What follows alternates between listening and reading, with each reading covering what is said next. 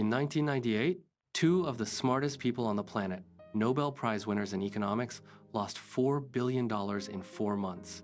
These weren't gambling addicts or reckless day traders. These were the men who literally wrote the equations Wall Street runs on. So, what happened? Their brains happened. Follow me if you want to understand the psychology behind why this keeps happening, because that's exactly what this channel is built around. The year is 1997. A hedge fund called Long-Term Capital Management is being called the most sophisticated financial operation ever built. And it wasn't hype.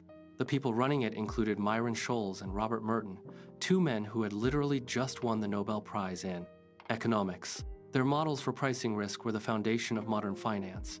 Every major bank on Wall Street trusted them. In 4 years, LTCM turned $1 billion into $4 billion. Returns so consistent they seemed impossible. And then, 1998 happened. Russia defaulted on its debt. Markets did something their models said couldn't happen. And in 4 months, those $4 billion were gone. The US Federal Reserve had to step in to prevent a global financial collapse. Now, here's what I want you to sit with for a second.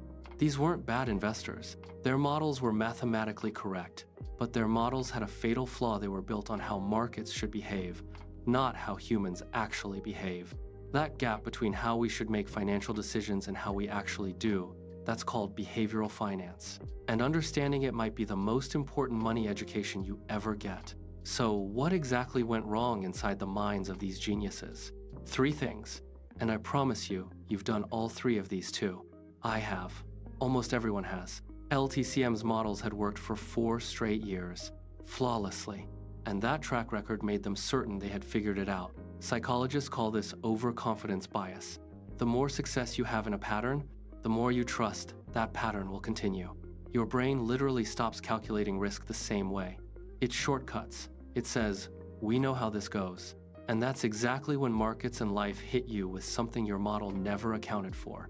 LTCM's trades became so famous that other hedge funds started copying them, which actually made the trades work even better at first. More money flowing in the same direction props up the price. But when Russia defaulted, everyone needed to exit at the same time, the same direction, and the exit door was too small. Hurting is when we make financial decisions based on what everyone else is doing, not what the fundamentals say. You've felt this. Every time you bought something because it was trending, or sold something because everyone else panicked, that's hurting. This one's subtle, but it's the most dangerous. LTCM's models were built on what usually happens, the 99% of scenarios that fit historical patterns.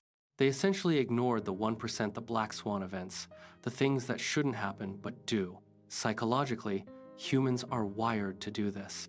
Our brains are pattern machines. We focus on what's normal, and we discount the extreme. But in finance, the extreme is where you get wiped out. If this is making you think differently about how you handle money, follow me. I go deeper on this stuff every single week. So here's where it gets useful. Because knowing these biases exist is only half the work. The second half is building habits that protect you from your own brain. Every time something has been working for a while, that's actually when you should stress test it harder, not relax. Ask yourself, what would have to be true for this to go completely wrong? That one question alone would have saved LTCM billions. Before you make any financial move, ask yourself, am I doing this because the math makes sense, or because everyone around me is doing it? You don't have to be a contrarian. You just have to be conscious. Keep a buffer. Not because bad things will definitely happen, but because your model of the world is always incomplete. LTCM's was. Yours is. Mine is. The question isn't if something unexpected will happen. It's whether you've left yourself room to survive it when it does. The people who build lasting wealth aren't the ones who predict markets perfectly. They're the ones who understand their own psychology well enough to not blow it when the market surprises them. If this changed how you think about money, subscribe. I'm building a library of everything the financial system never taught you, and it's completely free. Hit the bell so you don't miss it.